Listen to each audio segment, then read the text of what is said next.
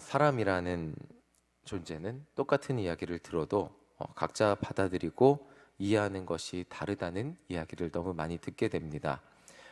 신학교 시절 설교학 수업을 들으면 이런 이야기를 늘상 듣게 됩니다. 교회에 다양한 성도들이 앉아서 설교를 듣는데 모든 성도들이 내가 의도하고 말하는 대로 설교를 이해할 거라고 생각하지 말라는 것이었습니다. 예를 들면 이런 것입니다. 하나님은 하나님 뜻대로 살아가는 성도들에게 100배의 축복을 주실 것입니다. 구원받은 하나님의 자녀가 될 것입니다. 라고 말을 한다면 누군가는 하나님 뜻대로 살아야 하는 것에 초점을 맞춰서 하나님 뜻대로 살아야 돼 라고 결단하고 돌아가고, 다른 누군가는 100배의 축복을 받을 거라는 그 말에 은혜를 받아서 100배의 축복을 기대하고 돌아가게 된다고 합니다. 또 다른 누군가는 구원받은 하나님의 자녀라는 말에 초점을 맞추고 그 단어를 듣고 돌아가게 된다는 것입니다. 자, 오해하지 않기 위해 이 말을 설명을 드리자면, 하나님은 하나님의 자녀를 먹이시고 입히시고 모든 것을 책임지시고 그들을 구원하시는 분이십니다.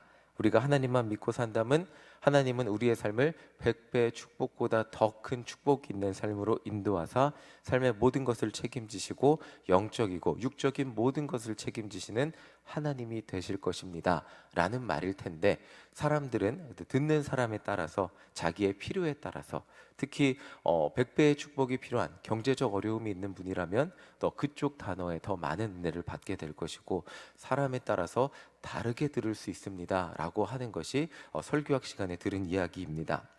오늘 본문을 보면 예수님 당시에도 이런 일들이 벌어졌음을 알 수 있습니다.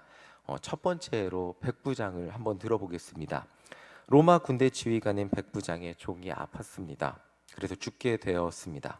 그런데 이 백부장은 괜찮은 사람이었던 것 같습니다. 그래서 그런지 몰라도 이 이방인의 군대 지휘관, 이 유대인들은 이방인과 어울리는 것을 굉장히 이것을 부정하다고 여겼는데, 이 유대의 장로들이 예수님께 로마의 백부장을 도와달라고 간청하는 그런 청함이 올라왔습니다. 그런데 이 백부장의 고백이 이렇게 예수님이 도와주려고, 백부장의 종을 고쳐주려고 가시는 도중에 백부장이 이렇게 다른 벗들을 보내서 이렇게 고백을 합니다. 우리 7절을 함께 읽어보도록 하겠습니다. 7절입니다. 시작. 그러므로 내가 주께 나아가기도 감당하지 못할 줄을 알았나이다. 말씀만 하사 내 하인을 낫게 하소서. 유대인들의 간청을 들은 예수님은 백부장의 종을 낫게 하기 위해서 백부장의 집으로 가고 있는데, 백부장이 다른 벗을 보낸 겁니다. 그리고 이렇게 말을 하죠. 예수님이 말씀만 하셔서 내 종을 낫게 해달라고 합니다.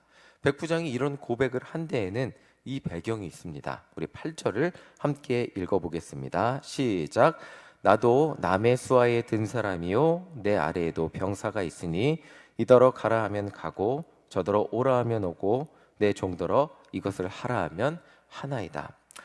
백부장이 평소 군대 지휘관이었기 때문에 명령으로서 군대 조직을 이렇게 운영을 했거든요.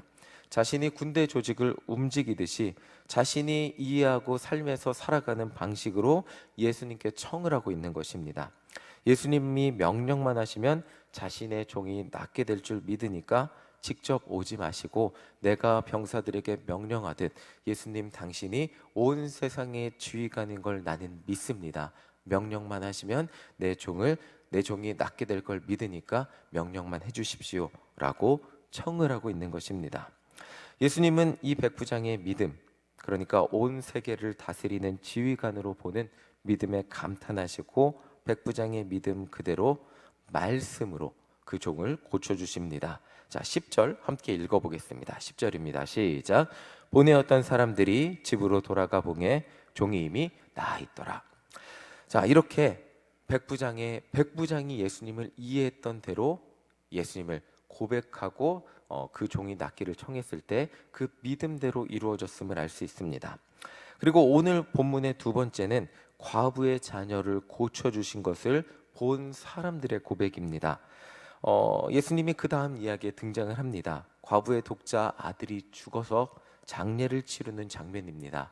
관을 메고 나가는 장면인데, 이 과부라고 합니다. 과부는 남편이 없는 사람인데 외아들은 그녀의 전 재산도 같았을 것입니다. 그런데 엄마보다 아들이 먼저 죽었습니다. 그러니까 이 과부는 이 세상에 아무것도 남지 않은 존재인데 예수님이 그 과부를 불쌍히 여기시고 그 아들을, 그 관을 메고 나가는 사람들을 멈추시고 아들을 일어나라고 하십니다. 그리고 다시 생명을 주시고 살아나게 하셨습니다.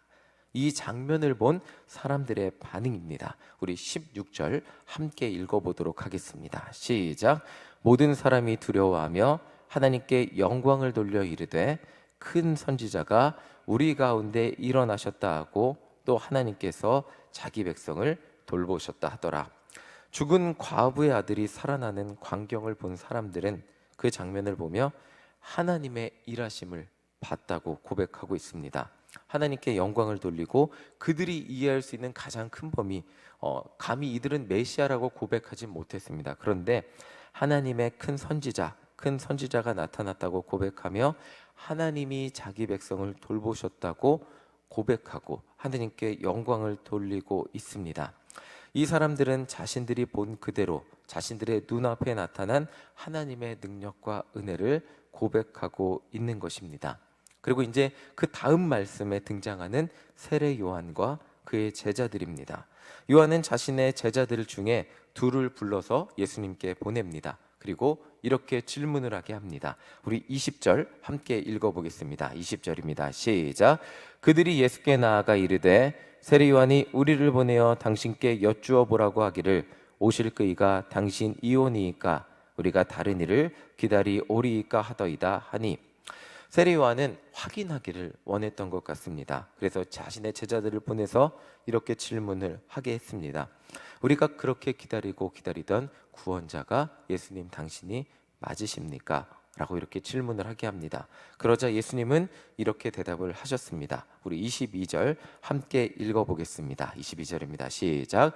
예수께서 대답하여 이르시되 너희가 가서 보고 들은 것을 요한에게 알리되 맹인이 보며 못 걷는 사람이 걸으며 나병 환자가 깨끗함을 받으며 귀먹은 사람이 들으며 죽은 자가 살아나며 가난한 자에게 복음이 전파된다 하라. 예수님은 세례 요한에게 내가 구원자다라고 말씀을 하지 않는 대신 현상을 보게 하십니다. 예수님이 이루시고 있는 하나님의 일들을 증언하게 하십니다. 사실 이 대답은 구약시대 이사야 선지자의 예언이 이루어지고 있다고 말씀하신 것과 같습니다.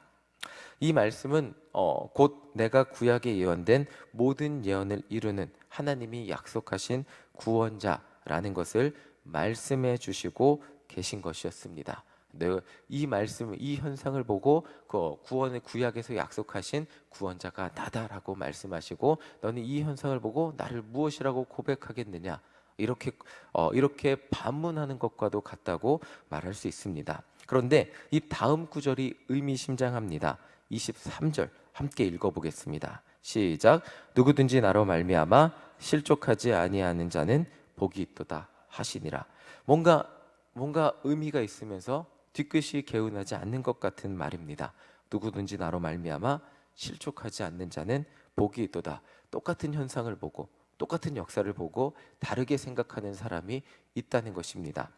이 이후의 구절들을 보면 예수님은 세례 요한의 사역과 세례 요한이 얼마나 큰 사람인지에 대한 설명을 하시고 그 다음에 바리새인에 대한 이야기를 하십니다. 병든 자가 회복되고 가난한 자에게 복음이 전파되면 모두 좋아할 것 같습니다. 모두가 좋아할 것 같은데 사람에 따라 그렇지 않을 수 있다는 것이죠. 자, 우리 30절 함께 읽어보겠습니다. 30절입니다. 시작. 바리새인과 율법 교사들은 그의 세례를 받지 아니하므로 그들 자신을 위한 하나님의 뜻을 저버리니라. 예수님은 세례 요한이 얼마나 위대한 사람인지 설명하시고 바리새인은 그가 베푸는 세례를 받지 않았음을 말씀하고 계십니다. 세례 요한의 사역을 받아들이지 않는 사람들은 예수님의 사역도 자신들의 시선으로 왜곡해서 받아들이고 있다. 똑같은 상황, 똑같은 일들이 벌어지고 있음에도 그 사역을 어떻게 바라보고 있는지 33절을 한번 읽어보도록 하겠습니다. 33절입니다. 시작. 세례 요한이 와서 떡도 먹지 아니하며 포도주도 마시지 아니하며 너희 말이 귀신이 들렸다 하더니 광야에 외치는 소리 주의 길을 예비하는 소리가 있었는데 그 세례 요한 회개하라고 외치고 많은 백성의 마음들을 구원자를 맞아들일 준비를 하게 만든 놀라운 사역이, 그 사역을 바리새인들은 귀신이 들렸다고 평가하고 있는 것입니다.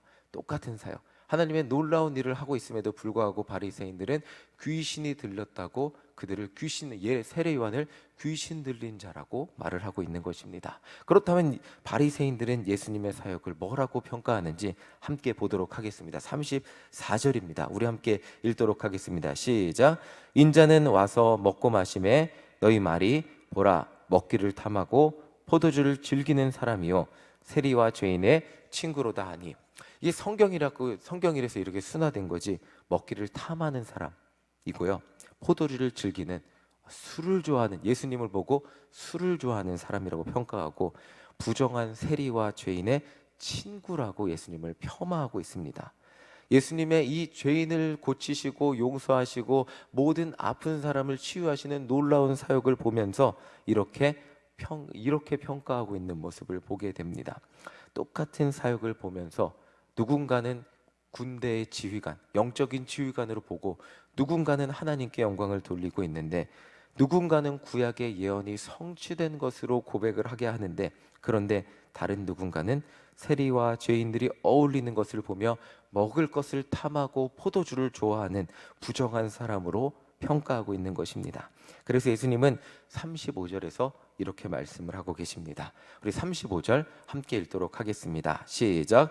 지혜는 자기의 모든 자녀로 인하여 옳다함을 얻느니라. 이 지혜, 비유로 말씀하시는데, 지혜는 여호와를 경외하는 거고 하나님 뜻대로 살아가는 것을 의미합니다. 하나님 뜻 가운데 행하는 사람은 모든 자녀라 그러죠.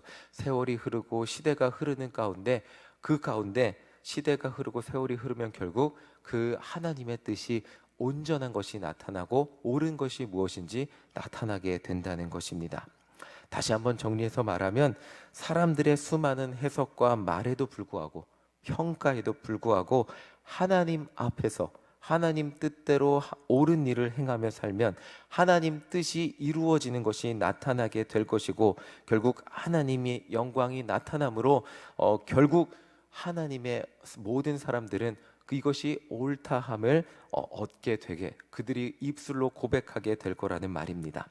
사람들은 예수님을 보며 그 당시 어떻게 해야 될지 몰라 죽은 자가 살아나는 것을 보며 단지 선지자라고밖에 고백을 못했습니다. 그런데 바리새인들은 먹을 것을 탐하며 세리와 죄인들의 친구, 부정한 사람들과 어울리는 사람이라고 했습니다. 그런데 세상 사람들의 어떤 말에도 예수님은 묵묵히 자기가 옳다고 생각한 자기의 사명의 길을 걸어가셨고, 하나님의 길을 걸어가셨고, 십자가 위에서 너가 유대인의 왕이냐 라고까지 조롱을 받으셨지만, 결국 누가 뭐래도 십자가의 사명, 하나님의 길, 옳은 길을 완수하셨고, 누군가 볼 때는 죽음으로 실패한 것 같이 보였지만 결국 죽음을 이기시고 승리하셨고 부활하셨고, 모든 믿는 자를 구원하는 능력이 되셔서 모든 사람이 찬양하는 예수의 이름 존귀하게 되었음을 알 수 있습니다. 오늘 말씀을 정리하면서 우리는 예수님을 누구로 고백하고 있습니까?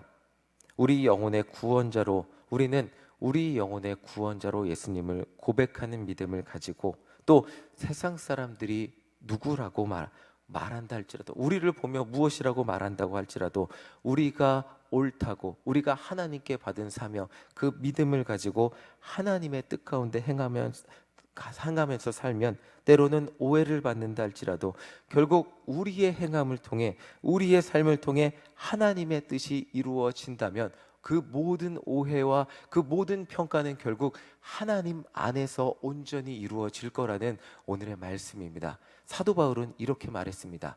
내가 복음을 부끄러워하지 아니하노니 라고 고백을 했습니다. 정말 사도 바울이 그 기쁜 소식 복음을 전할 때 이방인들에게만 오해를 받은 것이 아닙니다. 유대인들에게도 오해를 받았고 수많은 사람들로부터 공격을 받았습니다. 그러나 꿋꿋이 그가 복음을 부끄러워하지 않고 살아계신 모든 영혼을 살리는 예수 그리스도의 십자가 복음을 전했을 때 온 세계가 사도 바울의 복음을 통해 예수 그리스도를 알게 되었고 오직 믿음으로 말미암아 구원을 얻게 되는 종교 개혁의 근거도 되게 되었습니다.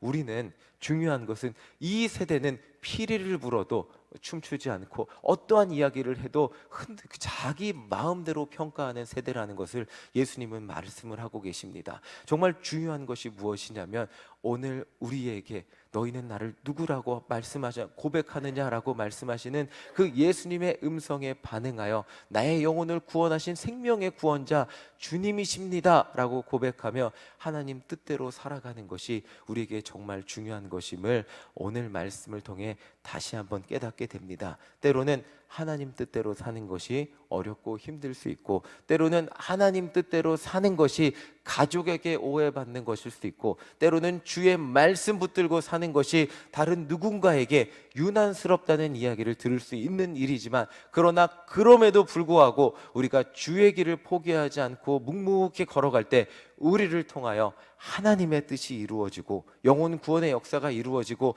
우리를 통하여 하나님의 구원의 역사가 이루어질 때 결국 옳다함을 얻게 되는 하나님의 은혜의 삶이 될 거라는 말씀이 오늘 말씀입니다. 오늘 말씀을 통하여 다시 한번 주님, 세상의 어떤 평가와 어떤 오해에도 불구하고 나는 예수 그리스도 이름 하나를 붙들고 끝까지 경주하기를 완주하는 주님의 자녀가 되기를 간절히 소망합니다. 나의 삶을 통하여 하나님의 뜻이 오늘도 이루어지게 하여 주시고, 정말 나의 삶을 나중에 뒤돌아볼 때 하나님의 뜻이 이렇게 이루어지게 하심에 감사합니다라고 고백하는 저의 삶이 되기를 소망합니다 라고 고백하는 우리 모두가 되시기를 간절히 소망합니다. 우리 이 시간 함께 찬양하겠습니다. 433장 함께 찬양하도록 하겠습니다.